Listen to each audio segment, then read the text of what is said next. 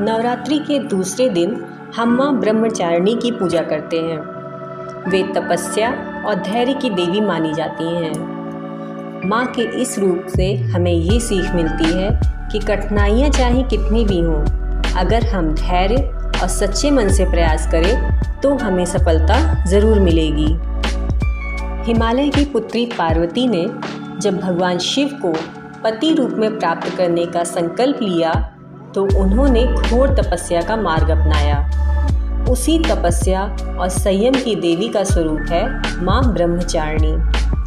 कथा के अनुसार पार्वती ने बचपन से ही ब्रह्मचर्य का पालन किया।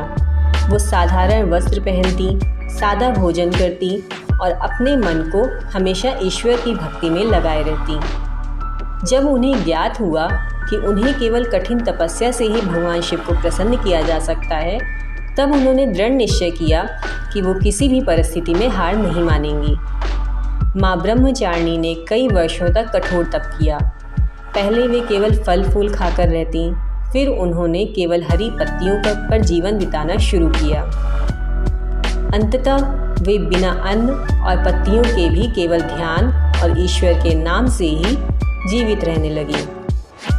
उनके शरीर पर तपस्या का असर साफ दिखाई देने लगा, लेकिन उनके मन में दृढ़ विश्वास था कि भगवान शिव अवश्य प्रसन्न होंगे। देवताओं ने भी पार्वती माता की इस अद्भुत तपस्या को देखा। सभी आश्चर्यचकित थे कि इतनी कोमल काया वाली कन्या इतनी कठिन साधना कैसे कर रही है।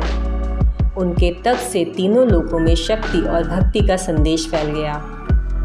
कई वर्षों की साधना के बाद जब भगवान शिव उनके सामने प्रकट हुए तो वो प्रसन्न होकर बोले, हे ब्रह्मचारिणी, तुम्हारी भक्ति और तप से मैं प्रसन्न हूँ। तुम्हें जो वरदान चाहे मिलेगा।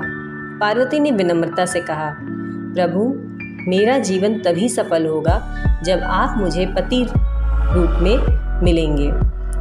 भगवान शिव मुस्कुराए और बोले, तथास्तु।